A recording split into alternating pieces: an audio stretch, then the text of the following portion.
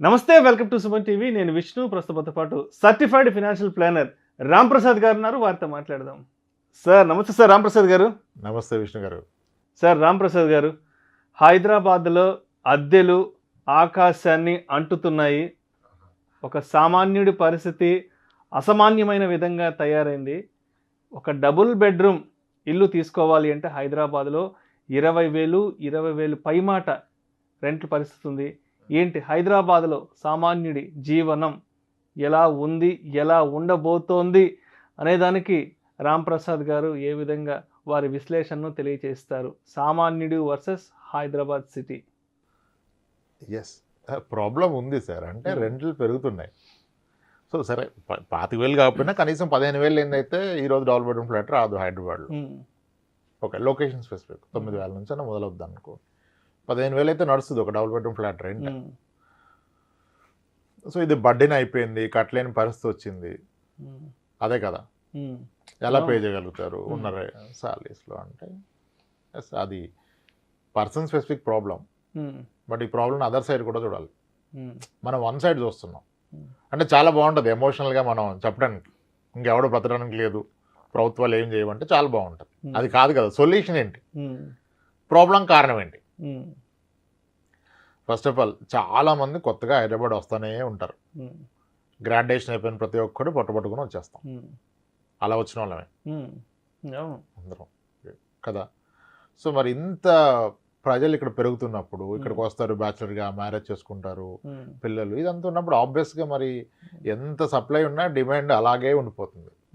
అందువల్ల రెంట్స్ పెరుగుతున్నాయి. Maybe corona టైంలో కాస్త స్లో అవడం వల్ల ఇప్పుడు సన్నగా పెరిగినట్టుగా అనిపిస్తున్నాయి. వర్క్ ఫ్రమ్ హోమ్ ఎండ్ అవుతుంది, చాలామంది వెనక్కి వస్తున్నారు, దానివల్ల డిమాండ్ పెరుగుతుంది. ఓకే, సో అయితే మనం యాజ్ ఎ టెనెంట్ వైపు నుంచి చూస్తే ఇంత రెంట్ ఎలా కట్టాలా అంటున్నాం. ఓనర్ వైపు నుంచి ఒకసారి చూడండి. ఓనర్ వైపు నుంచి చూడాలి కదా, చూడాలి కదా ఖచ్చితంగా. ఎందుకంటే అదే ఓనర్ ప్లేస్లో ఉంటే మనం అదే ఇప్పుడు హైదరాబాద్లో మీకు ప్రైమ్ లొకేషన్లో ఒక డబుల్ బెడ్రూమ్ ఫ్లాట్, అరే చిన్న ట్రిపుల్ బెడ్రూమ్ ఫ్లాట్ ఒక 1,500 SFT 1,600 SFT ₹1,00,00,000 లేకుండా రాదు. ₹1,00,00,000 లేకుండా రాదు. ఆ ₹1,00,00,000 ఫ్లాట్ ఒక వ్యక్తి కొనుక్కొని రెంట్కి ఇస్తే అతనికి వచ్చే రెంట్ 25,000 స్టాండర్డ్. ఇది అంతే.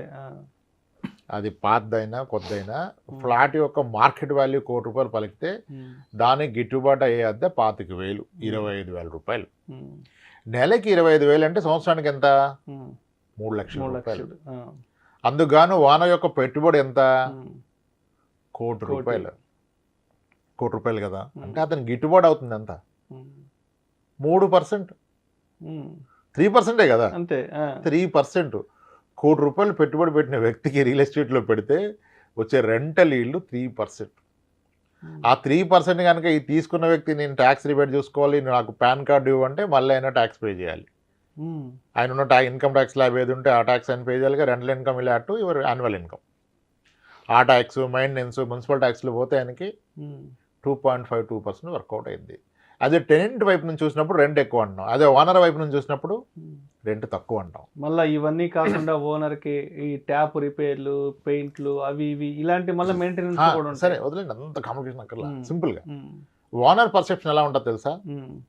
అనవసరంగా హైదరాబాద్లో కొన్నాను, ఇదే ప్రాపర్టీ నేను బెంగళూరులో కొంటే నాకు 38,000 రెంట్ వచ్చేది అంటాడు. 40,000 50,000 దాకా ఉంటుంది. చెన్నై, బెంగళూరులో, చెన్నై కూడా రెండిళ్ళు ఎక్కువ.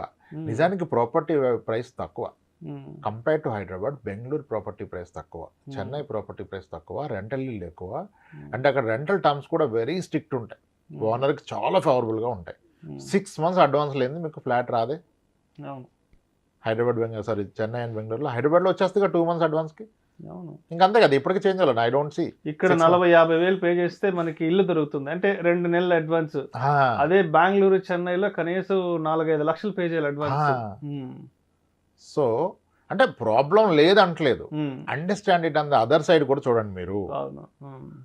హైదరాబాద్ రెంటల్ ఇల్లు is very less compare to the surrounding states, మన నైబర్ స్టేట్స్.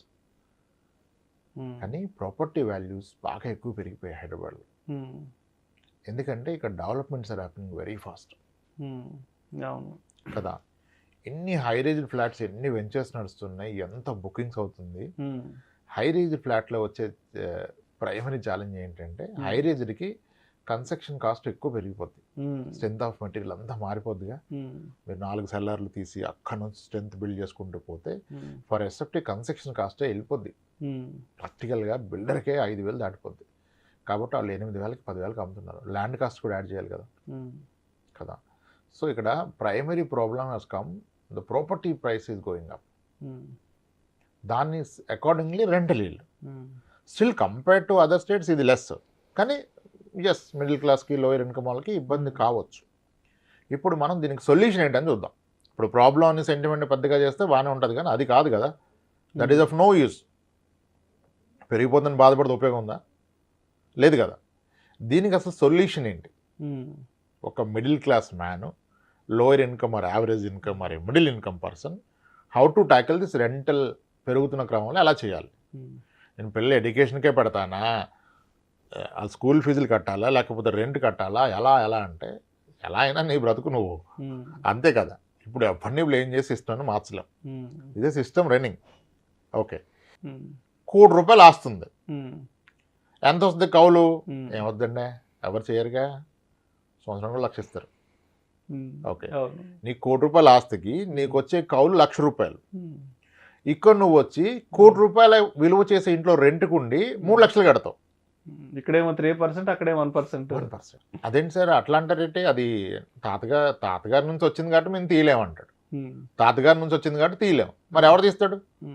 మీ నాన్న తీయడు, నువ్వు తీయవు, నీ కొడుకు తీయడు, ఎవరు తీస్తారు? అంటే దాంతో ఒక ఎమోషనల్ అటాచ్మెంట్.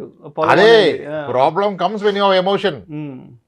ఇదంతా ఎమోషన్ వల్ల జరుగుతుంది. ఎమోషన్ ఎక్కడ ఉండాలి సార్? భార్య పిల్లల మీద ఉండాలి, కానీ ఆస్తుల మీద, పొలాల మీద, స్థలాల మీద ఏంటి సార్ ఎమోషను? ఎక్కడ ఉండాలి ఎమోషన్? అక్కడ ఉండాలి. ఇప్పుడు నువ్వు ఇంత స్ట్రగుల్ అవుతూ ఇక్కడ స్లాగ్ అవుతూ చెప్తున్నావు, రెంట్ కట్టలేకపోతున్నా, ఇబ్బంది పడుతున్నా, పిల్లల ఫీజు కట్టలేక కానీ నేను అనేది ఏంటంటే అది నీ ఆస్తేనా? నీ ఆస్తే కదా. నీ ఆస్తి అనేది నీకు ఉపయోగపడితేనే ఆస్తి సార్. ఎవరికో ఉపయోగపడేది ఆస్తి కాదండి ప్రాక్టికల్గా. సో నేనేమంటా అంటే అందరికి అవదు. ఎవరికైతే స్థలాలు పొలాలు ఉన్నాయో అవి అమ్మేసి ఇల్లు కొనుక్కోండి. ఒప్పుకోరంటే ఒప్పుకోడు. మరి అందరు చచ్చిపోయిందా ఒప్పుకోడు. ఎవడమ్ముతాడు? అందరు పోతారుగా. మరి ఎవడు అమ్మకుండా అందరు పోతే ఎవడు కొరకు నువ్వు చెప్పుకోవడానికి ఆస్తులు అనుభవించడానిక?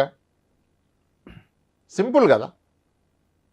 ఇప్పుడు ఎప్పుడూ వాడంది తినడానికి అంటే నేను అదే అంటాను. ఇప్పుడు స్థలాలు పొలాలు ఉంచుకోవాలి, ఉంచుకోండి, హ్యాపీ, పెరుగుతాయి. కానీ వాటి నుంచి ఆదాయం లేనప్పుడు అది ఉంచుకొని నువ్వు ఇక్కడ అప్పులు పాలైపోయి అద్దెలు కట్టుకోవడం ఏంటి? మా పిల్లలకి అంటాడు. ఎక్కడ పిల్లల భవిష్యత్తు కూడా ఉండదు. నువ్వు పడే సగులకి భవిష్యత్తు ఎక్కడది వాడికి? నీ దగ్గర డబ్బు మిగిలితే కదా క్వాలిటీ ఎడ్యుకేషనో, ఫుడ్డో, బట్టో ఏదో ఇస్తావు. ఏది లేకుండా సగడం ఎందుకు? నేను ఏమంటానంటే మీకు ఇన్కమ్ జనరేట్ చేయని అసెట్స్ని ఇన్కమ్ జనరేటింగ్ అసెట్స్ కింద కన్వర్ట్ చేసుకోండి. ఇప్పుడు మీరు చెడగొట్టింది ఏమీ లేదు. ఆ పొలమో స్థలమో ఉంచితే ఎంత పెరుగుతుందో మీరు ఒక ఇల్లు, అపార్ట్మెంట్, ఫ్లాటో కొనుక్కుంటే ఇది కూడా అంతే పెరుగుతుంది. అండ్ మీరు రెంట్ సేవ్ చేస్తున్నారు కదా. ఏ ఆస్తి లేనోడికి, ఆధారం లేని వాళ్ళకి ఆప్షన్ లేదండి, రెంట్ కట్టుకుంటూ ఉండాలి. కానీ నాకు ఆస్తులు ఉన్నాయి, వాటి నుంచి ఆదాయం లేదు, మళ్ళీ ఇక్కడ నేను అద్దెకు తీసుకుంటా అంటే తప్పు. ఇక్కడ మీరు చెడగొడుతుంది ఏమీ లేదు. దాన్ని నమ్మి ఇక్కడ ఇల్లు కొనుక్కుంటే ఆస్తి ఆస్తిగానే ఉందా? మీరు దాన్ని అనుభవిస్తున్నారా? మీకు బర్డెన్ తగ్గిందా? ఎంత బాగుంటుంది లైఫ్. ఆరోగ్యంగా ఉంటాడు, సొంత ఇంట్లో ఉన్నాడు. అందుకనే అయితే స్థలాలు అమ్మం కాదు, అమ్మలేరు. అమ్మలేక వాటిని అంటగడతారు. ఎవరికి? కొడుక్కి, అల్లుడికి, కూతురికి ఇస్తారు. ఏం ఉపయోగం? ఎవరో అనుభవించడానికి వద్దు. ఏదైనా మీరు అనుభవించడానికి పెట్టుకోండి. నేను వ్యవసాయం చేస్తే పొలం సార్, ఎవరో వ్యవసాయం పొలం ఎందుకని? అంతే కదా. ఇప్పుడు నేను ఇల్లు కొంటే నేను ఉండాలి. ఇల్లు కొని రెంట్ కొట్టడం కూడా గొప్ప విషయం చెప్పట్లే నేను. కానీ రెంట్ కట్టడం కన్నా సొంత ఇల్లు పెంచుకోవడం ఉత్తమం. ఆ సొంత ఇంటి కొరకు అందరికి అవదు. అయ్యే అవకాశం ఉన్న వాళ్ళు కూడా చేయట్లేదు, అది బాధ. ఇప్పుడు ఫైనాన్షియల్ ప్లానింగ్కి వస్తే అందరూ ఏమంటారు తెలుసా? సార్ 2 జీతాలు ఉన్నాయి సార్, మా ఖర్చులంతా లేవు, ఈ జీతాలు ఎక్కడ పెట్టాలంటారు. ఎక్కడ పెట్టాల్సిన అక్కడ ఆ జీతాలు ఉంటే ఎవడు గ్యారంటీ ఇస్తున్నాడు మీకు? ఇప్పుడు రాబోయేది ఎక్కడ పెట్టాలి కాదు, ఉన్నది సక్రమంగా పెట్టామనేది ప్రశ్న. ఉన్నది సక్రమంగా సార్ ఉన్నదంటే మనం ముట్టుకోం కదా సార్, మన పేరెంట్స్ది అంటాడు. కాదు, మరి ఎవడు ముట్టుకుంటాడు? ఇప్పుడు మనకి ఒక సేయింగ్ ఉంటుంది, ద బర్డ్ ఇన్ హ్యాండ్. చేతిలో ఉన్న పక్షి చాలా విలువైంది చెట్టు మీద ఉన్న 10 పక్షుల కన్నా. అది దొరుకుతుందని గ్యారంటీ లేదు కదా, దాన్ని చూసి ఇది వదలొద్దు. అలానే నీకు రాబోయే ఇన్కమ్ కన్నా నీకున్న ఆస్తులు చాలా విలువైనవి, వీటిని సరైన మార్గంలో పెట్టాలి. నేను నా పొలాలు ఎవరికో కౌలు ఇచ్చి 50,000 రెంట్ అది కౌలు తీసుకుంటా, ₹1,00,000 కౌలు తీసుకుంటా, అది కట్టేస్తా, ఇక్కడంటే తప్పు కదా. తీసుకోండి, అది వన్ థింగ్. ఇంకోటి, ఒక హౌస్ అంటూ మీకు ఉంటే, అఫోర్డబిలిటీ ఉండి మీరు కొనుక్కోగలిగితే, చాలామంది ఈఎంఐ ఎక్కువ అంటారు. అసలు నన్ను అడిగితే అద్భుతమైన విషయం ఏంటంటే లోన్లో ఇల్లు కొనడం కానీ అద్భుతం కూడా లేదు. లోన్లో ఇల్లు కొనడం అదొక బ్రహ్మాస్త్రం, దాన్ని వాడుకోవాలా. తెలివైనోడు ఉంటే బ్యాంక్ డబ్బులతో ఇల్లు కొనాలి, మన డబ్బులతో కొనద్దు. ఎందుకు? ఎగ్జాంపుల్, ఇప్పుడు మీరు కనీసం ఒక సెకండ్ హ్యాండ్ ఫ్లాట్ హైదరాబాద్లో డబుల్ బెడ్రూమ్ ఫ్లాట్ 65 లక్షలకు వస్తుంది. ప్రాక్టికల్గా వస్తుంది అంతే. ఎక్కడ వస్తుంది అంటే వచ్చే దగ్గర వస్తుంది, నువ్వు వెతుక్కోవాలా. 65-70 లక్షలకు వస్తుంది కదా, 65-70 లక్షలకు వస్తుంది. లోన్ ఒక 50 లక్షలు తీసుకున్నారు అనుకోండి, 50 లక్షలు లోన్ తీసుకున్నారు. హైపోథికల్గా 26 ఏళ్ల వయసు ఉంది, పెళ్ళి అయింది, లోన్ తీసుకున్నారు. నేను 30 ఏళ్ళు పెట్టమని చెప్తాను. 30 ఏళ్ళు పెట్టండి లోన్ అని చెప్తాను. 50 లక్షల లోన్ని ఇప్పుడున్న రేట్ ఆఫ్ ఇంట్రెస్ట్ 8.55, 8.45లో ఒక 30 ఇయర్స్ పెడితే మేబీ ఈఎంఐ 38,000, 37,000 వస్తుంది. 37-38,000 వస్తుంది 30 ఇయర్స్ లోన్. మేబీ నేను క్యాలిక్యులేట్ చేయలేదు. 36-37,000 వస్తుంది నా ఐడియాలో. ఇప్పుడు ఆయన కొన్న ప్రాపర్టీ ఎంత? 75 లక్షలది. సంభవం ఉన్నది పొలము స్థలము అమ్మేసి ఏదో బంగారం అది చేసి డౌన్ పేమెంట్ కట్టాడు, లోన్ తీసుకున్నాడు. మంత్లీ 36,000 ఈఎంఐ కడుతున్నాడు. ఇతను ఆ ఇంట్లో ఉండటం వలన ఇతను సేవ్ చేస్తున్న రెంట్ ఎంత? కనీసం ఒక 16-18,000 రెంట్ సేవ్ అవుతుంది. ఇతను కడుతున్న 36 అనుకుంటే 18,000 రెంట్ సేవ్ చేస్తే అడిషనల్ కడుతుంది ఇంకో 18,000 కదా, 18,000 రెంట్ కడతాడు. ఇప్పుడు అందరికి డౌట్ ఏంటంటే ప్రైవేట్ సెక్టర్ ఎంప్లాయీ ఎలా కట్టగలుగుతాడు? జాబ్ పోతే ఏంటి? ఎవరికి జాబ్ పోదు. మనమే రోజు ప్రేయర్ చేస్తాం, పోతే బాగు, ఎప్పుడు పోద్ది పోద్ది పోయి. ఎవడన్నా పోయిందా? ఎన్నిసార్లు మాట్లాడాము మన ఇద్దరం గత 4 ఏళ్లలో? రెసిషన్ వచ్చేస్తుంది, రష్యా ఉక్రెయిన్ మాట్లాడమా, సిలికాన్ వ్యాలీ బ్యాంక్ పోయిందన్నామా, ఎవరికన్నా పోయిందా? ఆ రోజు మాత్రం అందరు దిగాలుగా ఉండి బీపీ డయాబెటీస్లు పెంచుకుంటారు. ఎవరికైనా జాబ్ పోద్ది? అసమర్థుడికి పోద్ది జాబ్, సమర్థుడికి ఎవరికి జాబ్ పోదు. ఆరోగ్యం పోతే జాబ్ పోద్ది. ఆరోగ్యాన్ని కాపాడుకొని సమర్థంగా పనిచేసుకుంటే ఎవరికి ఎక్కడ జాబ్ పోదు. జాబులు ఏ ఇండస్ట్రీని ఎవరికి పోతాయి? బాటమ్ పర్ఫార్మర్స్కి పోతాయి. టాప్ 10 పర్ఫార్మర్స్కి ఏ రోజు వాడి కంపెనీకి అవసరం, నీకు అవసరం లేదు. కంపెనీకి నువ్వు అవసరం. మనం వెళ్ళిపోతామన్నా కంపెనీ పట్టుకుంటుంది. ఎస్. ఇప్పుడు మన పాయింట్కి వస్తే 38,000 36,000 ఈఎంఐ కట్టే వ్యక్తి 18,000 రెంటే సేవ్ అయితే అడిషనల్ కడుతుంది 18,000. కానీ అందరూ అర్థం చేసుకోవాల్సిన విషయం ఏంటంటే మీరు if look at the last 25 years of track record of the home loan interest తగ్గుతాయి సార్, పెరగవు. కరోనాలో పెరిగింది, అది స్టాండర్డ్ కాదు కదా. మళ్ళీ ఇప్పుడు 8.5 వచ్చేసినాయి. Most of the banks are offering. మీరు చూస్తే నెక్స్ట్ 10 yearsలో home loan interest will again come back to 5.56 వస్తుంది. మనం ఆల్రెడీ 7కి వెళ్ళిపోయింది చూసాం. 7 నుంచి 9కి వెళ్ళింది, ఇప్పుడు 8.5కి వచ్చింది. It will come back to 7. అంటే 20-30 ఏళ్ళు లోన్ తీసుకున్న వ్యక్తి యాక్చువల్గా ఇతను ఒప్పుకుందే కడుతూ పోయినా ఈఎంఐ తగ్గుతుంది రేట్ ఆఫ్ ఇంట్రెస్ట్ రివిజన్ అయితే రెపో లింక్ వలన. 30 years లోన్ నువ్వు 30 years కట్టాల్సిన అవసరం ఉండదు. దానికి అదే 24 ఏళ్ళ క్లోజ్ అయిపోద్ది. అబ్జర్వ్ చేస్తే ఎవరైనా అలా కాదంటే కాదు. అసలు మీరు చూడండి, హిస్టరీ చూడండి, హోమ్ లోన్ రేట్స్ ఎలా వ్యారీ అవుతున్నాయని. దానికి అదే తగ్గిపోద్ది. కానీ ఒక విషయం ఆలోచించండి, ఇతను కట్టే ఈఎంఐ పెరగదు కదా, 38 ఉంటుంది కదా. ఒకవేళ రేట్ ఆఫ్ ఇంట్రెస్ట్ పెరిగినా టెన్యూర్ పెరుగుతుంది, ఇతనే వరి అవసరం లేదు. అప్పుడు దాన్ని పట్టించుకోవద్దు. యూట్యూబ్లో చెప్పారని చెప్పి టెన్యూర్ పెరిగింది ఏం చేయదు, ఏం చేయక నీ పని నువ్వు చేసుకో. టెన్యూర్ పెరిగింది, రేట్ ఆఫ్ ఇంట్రెస్ట్ పెరిగినప్పుడు టెన్యూర్ తగ్గినప్పుడు మళ్ళీ తగ్గుతుంది కదా, నీకెందుకు వరి? పెరిగింది తగ్గింది కదా, సో అలా తగ్గుతుంది, నీకు వరి లేదు. నువ్వు ఇదే ఈఎంఐ కట్టుకుంటున్నావు, కానీ 10 years పోయాక నీ హౌస్ రెంట్ ఎంత అవుతుంది? ఒకవేళ నువ్వు కనుక నీ సొంత ఇంట్లో లేకపోతే నీ రెంట్ కూడా 10 yearsకి డబ్బులు అబ్జర్వ్ చేస్తుంది. 10 years అయితే నీ రెంట్ 36,000, నువ్వు కడతా నీ ఈఎంఐ కూడా 36,000 కదా. దెన్ ఇంకెక్కడ ఉంది? అంటే 30 ఏళ్ళు హోమ్ లోన్ తీసుకొని 10 ఏళ్ళు ఈఎంఐ కట్టగలిగితే తర్వాత నీకు దాని రెంటే కట్టుకుంటుంది. నువ్వు ఉంటే రెంట్ సేవ్, లేకపోతే రెంటే ఈఎంఐ కట్టుకుంటుంది. ఎంత అద్భుతమైన విషయం. ఇక్కడ అందరికీ సైకలాజికల్గా 30 years అంటే ఎంత కట్టేస్తున్నాం సార్, 1,30,00,000 ఎవడ తిన్నట్టు అంటే అసలు నువ్వు కడుతుంది అక్కడ తినడానికి. అసలు 50 లక్షల్లోనే ఉన్న 36,000 38,000 వడ్డీకి ఇస్తాడా సార్? ఆడు వడ్డీ అసలు ప్లస్ వడ్డీ కలిపి 38,000కి ఇస్తే పోయి వాడిని ప్రశ్నిస్తారేంటి? Simple loan. అది అర్థం కావట్లేదు అందరు. ఎమోషన్ లెక్కలు వేరండి, ఫైనాన్స్ లెక్కలు వేరు. సో నేను ఏమన్నాను, అవకాశం ఉన్న వ్యక్తులు డౌన్ పేమెంట్ మేనేజ్ చేయగలిగితే, లేదా అసలు లోన్ కూడా లేకుండా కొంటే కూడా ఉత్తమే, పనికిరాని ఆస్తుల్ని పనికొచ్చే ఆస్తుల కింద మారిస్తే ఉత్తమం. లేదు ఉన్న వాటిని, ఇప్పుడు చాలామంది ఇల్లు కొనరు కానీ స్థలం కొనేస్తాడు. యాక్చువల్గా ఆ కొనే డబ్బులే ఉంటే దీనికి డౌన్ పేమెంట్ పెట్టేసుకుంటే రిమైనింగ్ ఈఎంఐ రెంట్ సేవింగ్ వల్ల అటు ఇటుగా మేనేజ్. స్థలం బాగా పెరుగుతుంది అంటాడు. పెరుగుతుంది స్థలం. ఎంత పెరుగుతుంది? 6 ఏళ్ళకి రెట్టింపు అవుతుంది. 12%. ఇల్లు కూడా 12 కన్నా ఎక్కువ వస్తుంది యాక్చువల్గా. ఒక అపార్ట్మెంట్ ఫ్లాట్ కొన్నా, ఇండిపెండెంట్ హౌస్ కొన్నా 10 ఇయర్స్కి డబుల్ అయిపోద్ది. దానికి వచ్చే రెంట్ కూడా కలిపి ఇది కూడా 12 వస్తుంది. సో ఫస్ట్ ఉండడానికి ఒక ఇల్లు కొనుక్కోండి. ఒక ఇల్లు కొంటే ఆరోగ్యం బాగుంటుంది. రేపు మీ పిల్లల భవిష్యత్తుకి ఏ ఎడ్యుకేషన్ లోన్ కావాలన్నా మీరు దీన్ని కొలెటరల్గా పెట్టచ్చు. Education loan collateral with security. You can use your house as collateral. లేదు రేపు మీకు చిరాకు వచ్చేసింది, వ్యాపారం స్టార్ట్ చేశారు, బిజినెస్లోకి వెళ్ళి, బిజినెస్ కూడా కొలెటరల్ కావాలి బిజినెస్ లోన్స్కి. అసలు అన్సెక్యూర్ లోన్ కూడా ఓన్ హౌస్ ఉందంటాడు. ఓన్ హౌస్ ఉంటే వెయిటేజ్ ఎక్కువ మీకు. బిజినెస్ లోన్ అన్సెక్యూర్ లోన్స్ ఇస్తారు పర్సనల్ లోన్ లాగా, దానికి కూడా ఓన్ హౌస్ ఉంటే వెయిటేజ్ ఎక్కువ. సో ఇంకా హౌస్ గురించి లెక్కలొద్దు, ఒక ఓన్ హౌస్ పెట్టుకోవడం ఉత్తమం. అలా ఏం కాదు, ఏదో సేయింగ్ ఉంటుంది కదా, తెలివైన వాళ్ళంతా రెంట్ కొంటారు, తెలివి తక్కువ ఇల్లు కొంటారు అంటే మేబీ కరెక్ట్ కావచ్చు. కానీ ఈ తెలివైనడు తెలివి తక్కువ ప్రాబ్లం ఏంటంటే, నేను ప్రాక్టికల్గా చూసి హస్బెండ్ ఇల్లు కొనలేదని సూసైడ్ చేసుకున్న వాళ్ళు కూడా ఉన్నారు. 1 or 2 కేసెస్ కాదు, మల్టిపుల్ కేసెస్ ఉంటాయి. ఏమో ఇక్కడ మళ్ళీ ఈ విషయంలో నువ్వు ఇల్లు కొనకూడదంటే your entire family should be with you.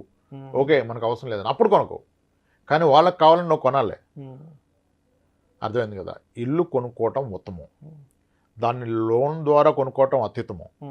ఆ లోన్ని ఎక్కువ టిన్నెలు పెట్టుకోవడం ఇంకా బ్రహ్మాస్త్రం అది. ఓకే, సో రెంట్కి ఓన్లీ సొల్యూషన్ ఓనింగ్. ఓనింగ్ అవుతుందా ఎఫర్డబిలిటీ అంటే అవుతుంది, కానీ చాలా మందికి అవుతుందనే విషయం తెలదు. పెద్ద కష్టమేం లేదు, అవుతుంది నిజానికి. అంటే ఏమీ లేని వాళ్ళకి అవదు, ఇంక అప్పుడు సొల్యూషనే లేదు, ఇంకా డిస్కషన్ దండగా అక్కడ. కానీ నేను పనికిరాని స్థలాలు పొలాలు పెట్టుకున్నా, ఇంట్లో రెంటుకున్నా అంటే తప్పు. ఆ స్థలాలని పొలాలని కలిపి ఇంటి కింద కొట్టండి, లేదా అటు డౌన్ పేమెంట్ కింద కొట్టి లోన్ తీసుకోండి, మొత్తం తీసేసి కొనుక్కోండి. మీరు కోల్పోతుంది ఏమీ లేదు, అదెంత పెరుగుతుంది ఇదంతా పెరుగుతుంది. దీన్ని ఆస్వాదించవచ్చు, ఆనందించవచ్చు, అనుభవించవచ్చు. అక్కడ ఎవడో అనుభవించడానికి మీరు కొట్టమంటే నాకు అర్థం అవ్వదు కదా. మీ పేరెంట్స్కి అర్థం కాకపోతే మీరు ఎడ్యుకేట్ చేయండి. లేదురా అట్లా కుదరదురా, తాతగారు ఇచ్చిందంటే చెప్పండి. నా పిల్లల భవిష్యత్తు ఇంపార్టెంట్, ఆ తాతగారు ఇచ్చారనే సెంటిమెంట్ ఇంపార్టెంట్ అడగండి. దట్స్ ఇట్ కదా. అలా solution is buying house. Affordability ఉంటే ఉన్నవన్నీ ఊడ్చేసైనా కొనుక్కోండి, అత్యుత్తమం. ఎస్. సో మొత్తానికి వాల్యూ ఉండి కూడా ఊర్లో ఏవైతే ప్రాపర్టీస్ ఉన్నాయో, అంటే అలాంటి ఆస్తుల మీద పెద్దగా రిటర్న్స్ లేని సిచ్యువేషన్స్లో ఆ ఆస్తుల్ని అమ్ముకొని మరి సిటీస్లో హ్యాపీగా 2 BHKనో 3 BHKనో కొనుక్కోవడం బెటర్ అంటారు. అండ్ దాంట్లో కూడా మళ్ళీ బ్యాంక్ లోన్ పెట్టి ఇల్లు తీసుకోవడం ఇంకా మంచిది అంటారు. అదే, అది నిజం. అది చెప్పాలంటే మనం కన్విన్స్ చేయలేకపోవచ్చు, కానీ 10-15 నిమిషాల్లో అది అద్భుతం, బ్రహ్మాస్త్రం. 30 ఏళ్ల పాటు హోమ్ లోన్ తీసుకునే వెసులుబాటు ఉండి తీసుకోవడం అనేది బ్రహ్మాస్త్రం. Right. Thank you so much Ramprasad గారు. థ్యాంక్స్. హైదరాబాద్లో సామాన్యుడి పరిస్థితి ఎలా ఉంది, రెంట్లు కట్టలేక ఇబ్బందులు పడుతున్నాడా పడట్లేదా అనే అంశం గురించి మీ విశ్లేషణను చాలా సూటిగా కుండ బద్దలు కొట్టినట్లుగా ఈ వీడియోలో మన ప్రేక్షకులతో షేర్ చేసుకున్నారు. Thank you so much sir.